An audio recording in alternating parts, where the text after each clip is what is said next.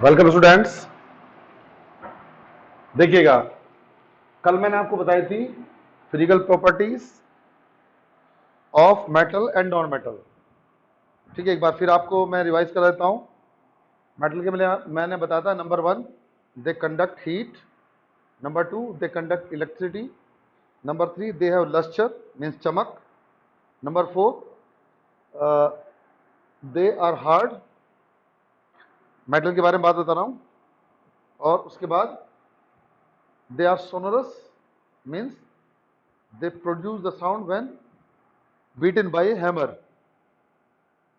They have high melting point, boiling point. They are solid, etc. हालांकि उसमें कुछ आपका और जो ऐसा नहीं होता वो प्रॉपर्टी किसकी होती है, नॉन मेटल की, और मेटल आपके इलेक्ट्रोपॉजिटिव होते हैं। इसके बाद कुछ एक्सेप्शन थे हमारे, जैसे हमारा बात करते हैं मेटल की। सभी मेटल हमारी क्या होती हैं, सॉलिड होती हैं, लेकिन मरकरी क्या होती है, लिक्विड होती है। सभी मेटल हमारी हार्ड होती है, लेकिन सोडियम और पोटेशियम हमारी क्या होती है, सॉफ्ट मेटल होती है। उसके बाद की हमारी जितनी भी नॉन मेटल होती हैं, नॉन मेटल में आपका सारे नॉन मेटल होते हैं, लेकिन आयोडीन क्या होती है, मेटलिक होती है। आयोडीन नेचर मेटलिक नेचर में होती है। मेटलिक नेचर का मतलब क्या है, आयोडीन में चमक होती है, इसलिए मेटलिक नेचर में है। और नॉन मेटल में सॉलिड भी होते हैं, लिक्विड भी होते हैं, गैस भी होते हैं। अगर मैं क्लोरीन, ब्रोमीन, हाइड्रोजन की मैं बात करता हूँ हाइड्रोजन की, ऑक्सीजन की, नाइट्रोजन की, क्लोरीन की, ये सब क्या हमारी गैसेस हैं। ब्रोमीन की बात करता हूँ, लिक्विड है। और अगर मैं आयोडीन की बात करता हूँ तो वो सॉलिड है। ये इनके अलग प्रॉपर्टी है थोड़ी। इसी के साथ साथ जो आपका नॉन मेटल है, नॉन मेटल सॉफ्ट होती है। सपोज कीजिए आपने सल्फर लिया, फॉस्फोरस लिया, कार्बन लिया, और सॉरी मान लिया सल्फर लिया, फॉस्फोर लिया, आप हैमर मारोगे तो तुरंत क्या होंगे, टुकड़े टुकड़े हो जाएंगे, सॉफ्ट नेचर में होती है। But diamond is the hardest material. Diamond क्या होता है, हार्डेस्ट मटेरियल होता है। उसके बाद में क्या होता है, metal have high melting point and boiling point, but diamond have highest melting point 3500, यानी 3500 डिग्री सेंटीग्रेड टेम्परेचर होता है लगभग मेल्टिंग पॉइंट किसका, आपका डायमंड का, जबकि वो नॉन मेटल है। ठीक है, क्योंकि उसके अंदर स्ट्रॉन्ग बॉन्ड होते हैं, आगे पढ़ेंगे आप बड़ी क्लास में। उसके बाद बात आती है आपकी इलेक्ट्रिक कंडक्टिविटी की। जितने भी हमारे क्या होते हैं, मेटल होते हैं, वो गुड कंडक्टर होते हैं, और जो नॉन मेटल होते हैं बैड कंडक्टर होते हैं। लेकिन graphite graphite is the good conductor of electricity being non metal.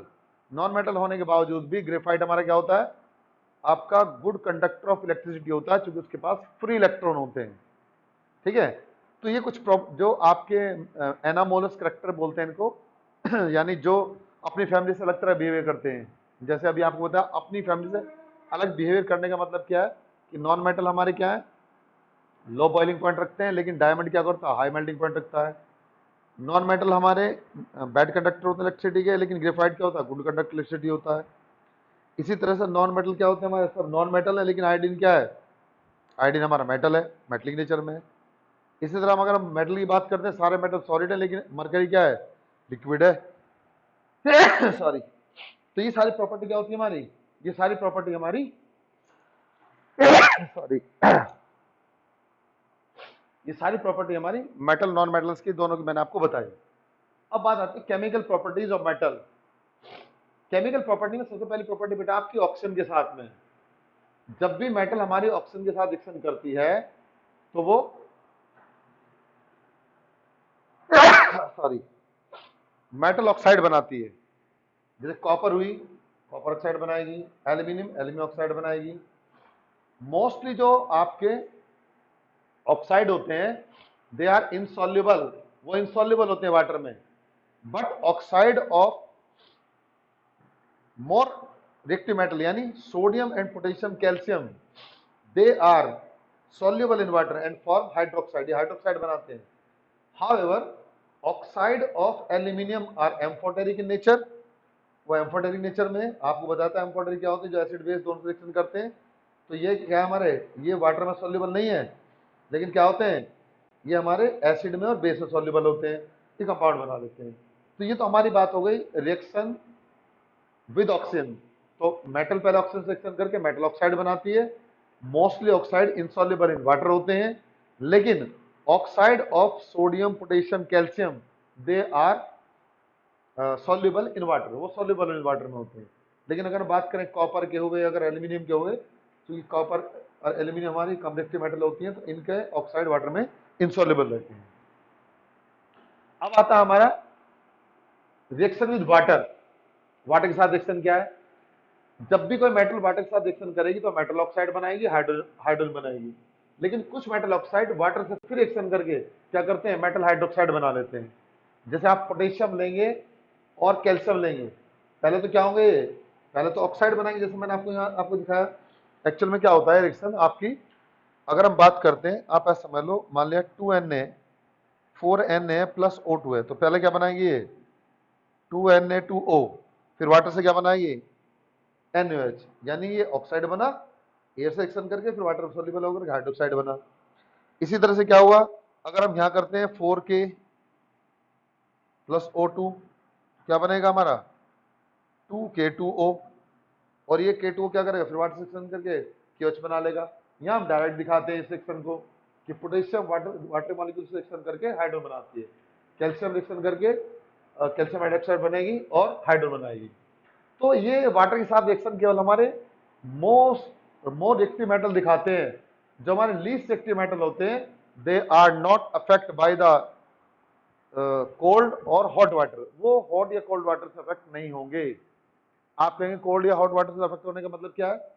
Cold या हॉट वाटर से अफेक्ट होने का मतलब है कि अगर आप आयरन लेते हैं, आयरन की अगर आप स्टीम से रिएक्शन कराएंगे तो वो मेटल ऑक्साइड बनाएगी और हाइड्रोजन लिबरेट करेगी। तो जब हम क्या करते हैं, आयरन लेते हैं और आयरन रिएक्शन कराते हैं स्टीम के साथ, तो क्या बनता है? मेटल ऑक्साइड और आपका हाइड्रोजन बनती है। तो मोर एक्टिव मेटल तो हाइड्रोक्साइड बनाते हैं, और जो लेस एक्टिव मेटल होते हैं वो ऑक्साइड बनाते हैं और हाइड्रोजन लिबरेट करते हैं। अब बात आती है रिएक्शन ऑफ मेटल साल्ट। मान लीजिए आपने सोडियम ब्रोमाइड ले लिया, आपने क्लोरीन से रिएक्शन करा दी, तो क्लोरीन ब्रोमीन को रिप्लेस कर देगी, यानी जो मोर एक्टिव एलिमेंट होते हैं वो लेस एक्टिव एलिमेंट को वहां से डिस्प्लेस कर दें। ये तो नॉन मेटल है। जैसे मान लीजिए कॉपर और आयरन है, कॉपर हमारा क्या है? ज्यादा रिएक्टिव है, सॉरी कॉपर हमारा कम रिएक्टिव, आयरन क्या हमारा ज्यादा रिएक्टिव है। अगर हम कॉपर सल्फेट में आयरन डाल देंगे, दिखाया भी था मैंने आपको कि यदि आपने क्या किया, ये आपका कॉपर सल्फेट का सॉल्यूशन है, ऐसा समझ लीजिएगा, और आपने इसके अंदर क्या डाल दिया? आपने इसके अंदर आपने आयरन का पीस डाल दिया, ये तो कॉपर सल्फेट हुआ, या इसके अंदर आपने आयरन पीस डाला। जब आप इसके ऊपर आयरन पीस डालेंगे तो क्या होगा? कुछ समय बाद ये जो मॉलिक्यूल है इसके ऊपर चिपक जाएंगे, और ये क्या होगा? ये सॉल्यूशन हमारा, यानी थोड़ा इसका कलर लाइट हो जाएगा, ऐसा समझ लो। फेरस सल्फेट में कन्वर्ट हो जाएगा कॉपर में, कॉपर डिपॉजिट होगा इसके ऊपर, और नीचे क्या होगा? गल गल के आपका डिकम्पोज होकर फेरस सल्फेट जाता रहेगा। तो ये हमारे क्या है? आपका रिएक्शन है मेटल का ऑक्सीजन के साथ, मेटल का वाटर के साथ, और मेटल का स्टीम के साथ। अब आगे बात आती है आपकी एक्सट्रैक्शन ऑफ, यानी एक्सट्रैक्शन वाला मेटलर्जी जिसको बोलते हैं। तो समझ लिए पहले मेटलर्जी क्या होती है। द प्रोसेस, पहली बात तो मेटलर्जी हमारे, आपने दो तीन बात सुना होगा, एक तो ओर होते हैं, एक होते हैं हमारे मिनरल्स। तो मिनरल्स क्या होते हैं? दो substance in which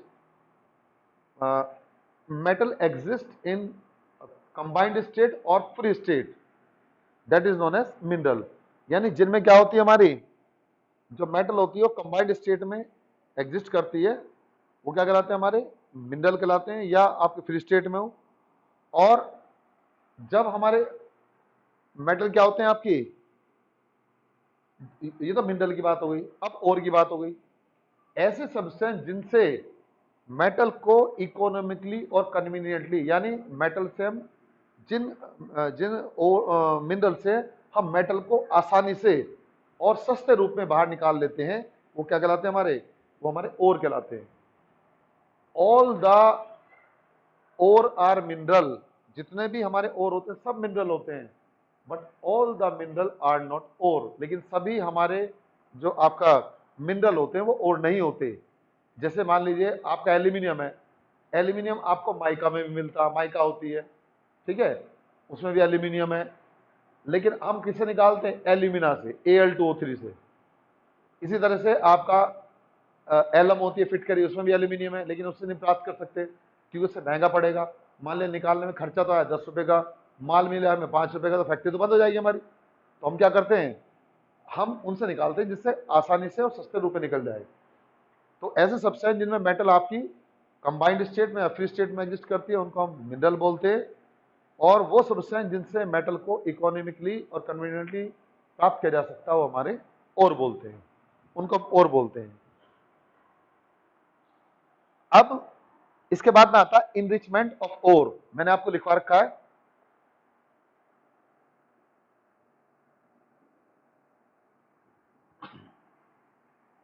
enrichment of ore क्या होता है।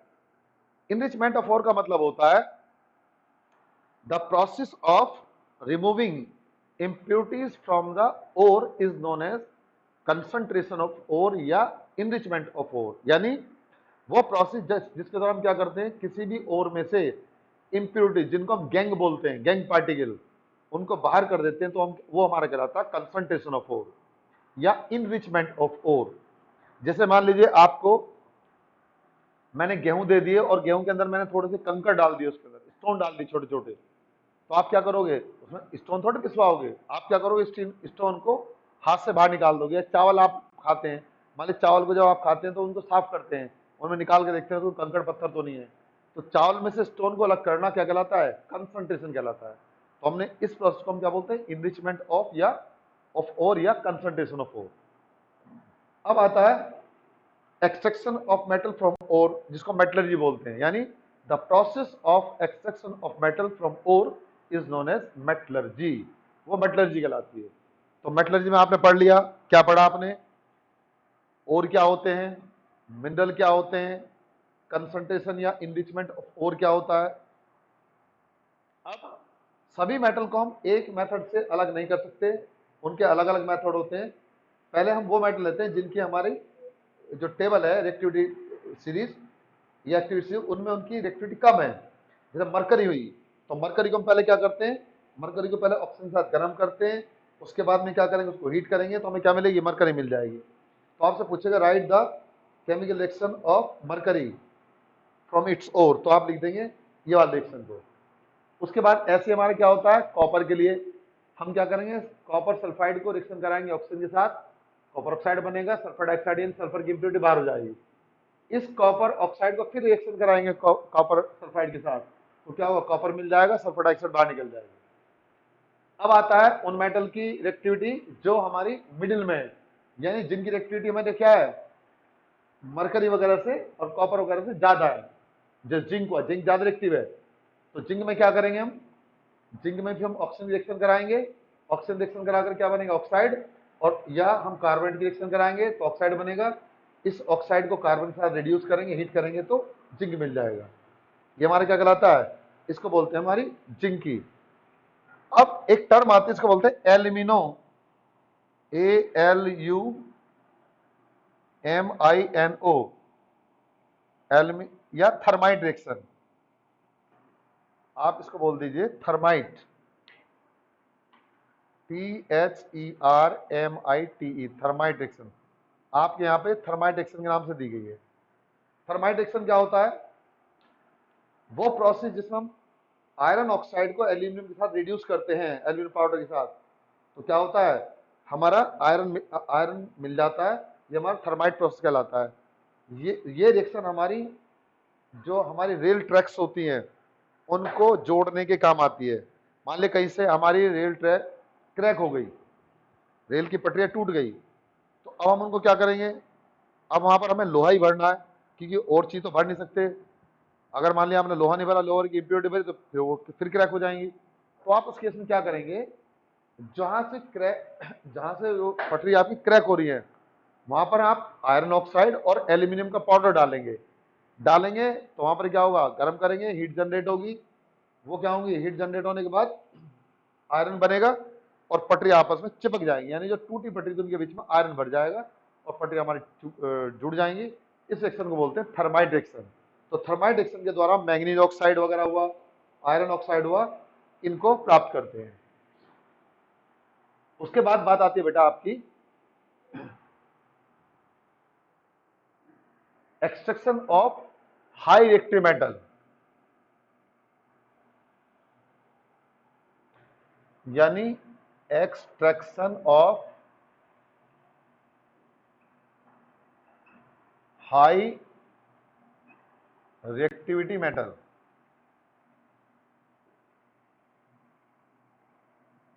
जैसे सोडियम हुआ, मैग्नीशियम हुआ, कैल्शियम हुआ। सोडियम, मैग्नीशियम, कैल्शियम, ये क्या होते हैं हमारे सब हाई रिएक्टिव मेटल हैं। तो अगर हमें सोडियम को प्राप्त करना हो तो उसे इलेक्ट्रोलाइटिक मेथड से, इलेक्ट्रोलाइसिस के द्वारा क्या करेंगे, हम NaCl लेंगे, इलेक्ट्रिसिटी पास करेंगे, Na+ मिलेगा हमें और प्लस Cl- मिलेगा। उसके बाद आप क्या करेंगे, एनोड पर, क्योंकि एनोड क्या होगा, नेगेटिव होता है, एनोड पर इलेक्ट्रॉन मिलेगा, वो सोडियम में कन्वर्ट हो जाए, सोडियम बना देगा। और कैथोड पर क्या होगा, कैथोड पर जो हमारी Cl- है, ये एक इलेक्ट्रॉन बाहर निकालेगी और ये हाफ Cl2 में कन्वर्ट हो जाएगी। इस तरीके से जो हमारी रिएक्टिव मेटल होती हैं, यानी सोडियम, मैग्नीशियम, कैल्शियम, उनको हम इलेक्ट्रोलाइसिस मेथड के द्वारा प्राप्त करते हैं। ठीक, तो ये आपने ली लो रिएक्टिव मेटल, ये वाली लो रिएक्टिव मेटल है। और उसके बाद में ये आपकी मिडिल में आती हैं, जो आपको दिखाई दे रहे हैं, कौन सी, जिंक वगैरह। और इसके बाद में क्या है, हाई रिएक्टिव मेटल का। अब इसमें दो तीन टर्म्स हम समझते हैं। पहली तो आती है हमारा कैल्सिनेशन। कैल्सिनेशन क्या होता है, कैल्सिनेशन का मतलब होता है वो प्रोसेस जिसके अंदर हम किसी ओर को हीट करते हैं इन अब्सेंस ऑफ एयर और लिमिटेड सप्लाई ऑफ एयर। हालांकि ये बड़ी क्लासेस की बात है, 11th वगैरह 12th वगैरह की, अब यह इनके बारे में ज्यादा नहीं है, बस आप ही समझिएगा। दो प्रोसेस होते हैं, एक होता है कैल्सिनेशन, एक होता है रोस्टिंग। तो कैल्सिनेशन क्या होता है, वो प्रोसेस जिसके द्वारा आप किसी भी ओर को हीट करते हैं in absence of air to get the oxide, that is known as calcination. जैसे आप देखें जिंक कार्बोनेट, जिंक कार्बोनेट का आप एयर नहीं लिया, आपने आपने हीट कर दिया इसको बिना एयर के, तो वहां से क्या होगा, जिंक ऑक्साइड और CO2 बन जाएगी। ये प्रोसेस क्या कहलाता है हमारा, हम चलो यहाँ लिख देते हैं, इसको बोलेंगे हम कैल्सिनेशन। ये कैल्सिनेशन कहलाता है, ठीक है।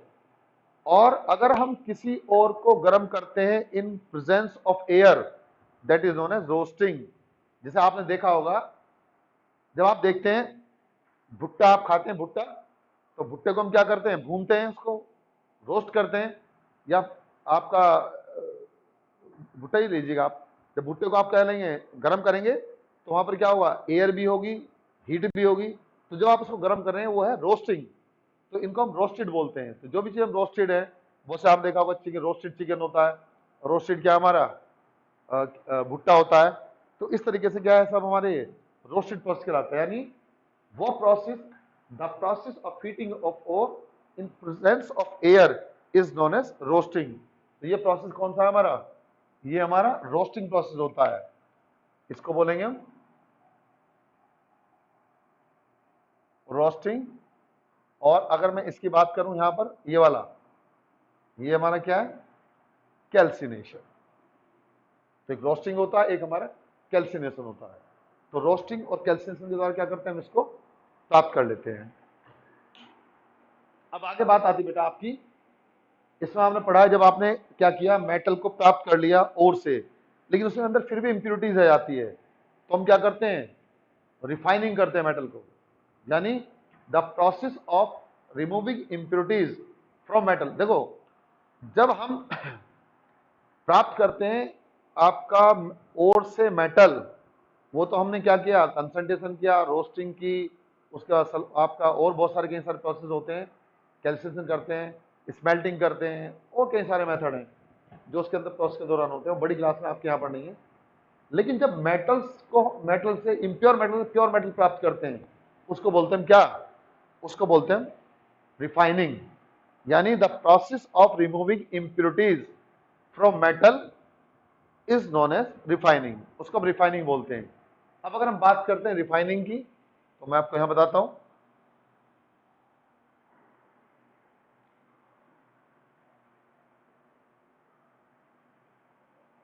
Refining of metal. यानी द प्रोसेस ऑफ प्यूरिफिकेशन, यानी removing of impurities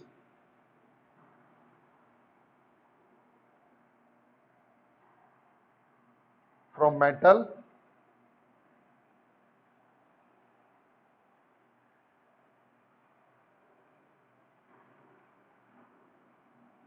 is called,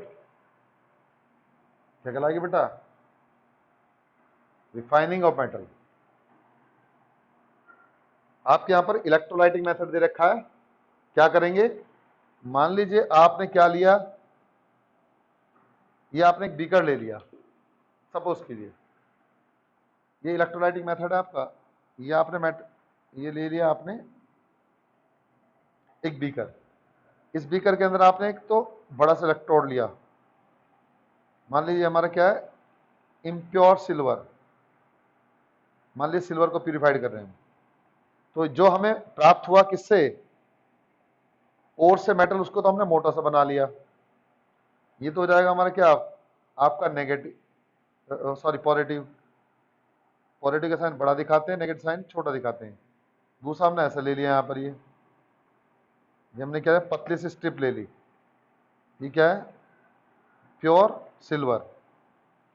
तो ये तो एनोड होता है। इस केस में क्या होगा, ये आपका पॉजिटिव और ये क्या होगा हमारा नेगेटिव, ये होगा कैथोड। इसके बाद आपने इसमें क्या भर दिया, आपने इसके अंदर सिल्वर नाइट्रेट का सॉल्यूशन भर दिया। जो मेटल लेते हैं उसी का साल्ट सॉल्यूशन होता है, सिल्वर नाइट्रेट भरा। जब आप इलेक्ट्रिसिटी पास करेंगे तो जितना भी इसके अंदर सिल्वर है वो तो सिल्वर आयंस की फॉर्म में अंदर आ जाएगा यहां पर Ag+ के रूप में, ठीक है। और जो इंप्योरिटीज है वो नीचे बैठ जाएगी, इसको बोलेंगे एनोड मड।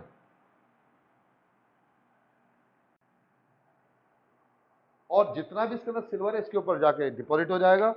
लास्ट में क्या होगा, ये रोड डिसअपियर हो जाएगी और ये रोड हमारी मोटी हो जाएगी। तो इस तरीके से क्या होता है, इस तरीके से हम इसको प्राप्त कर लेते हैं, ठीक है बेटा। तो ये मेथड हमारा रिफाइनिंग का कराता है, ये हम इसको रिफाइन कर सकते हैं इस तरीके से। तो ये सब हमारे रिफाइनिंग प्रोसेस हैं। तो आप 3 मेटल ध्यान रखना, कौन सी, मरकरी की, कॉपर की और जिंक की, और साथ में आपका आयरन ऑक्साइड वाली। थर्माइट प्रोसेस क्या होता है, पूरे थर्माइट प्रोसेस क्या है, ठीक है। इसको जब आप बड़ी क्लास पढ़ेंगे तो एल्यूमिनोथेरेमी बोलते हैं, एल्यूमिनोथेरेमी। तो इस तरीके से हमारा क्या है, इस चैप्टर के अंदर है। बाकी आपका कोरोजन वगैरह मैंने पहले पढ़ाई दिया है, जो पहले मैंने आपको पढ़ाया था। कोरोजन क्या होता है, कोरोजन उसके अंदर हो चुका है कि eating up of metals is known as corrosion. और कोरोजन का मैंने बताया था, आपका रस्टिंग बताया था, ये आपका 4th चैप्टर में करा चुका हूँ, ठीक है। और ये चैप्टर आपका अब आपका पूरा मैंने कंप्लीट करा दिया है, ठीक है। आपको सब कुछ लिखवा दिया, सब कुछ आपको समझा दिया है। तो प्लीज़ आप इसको बार बार पढ़िएगा, बार बार पढ़िएगा। कोई प्रॉब्लम है तो आप मुझे व्हाट्सएप पे पूछ सकते हैं। थैंक यू बेटा।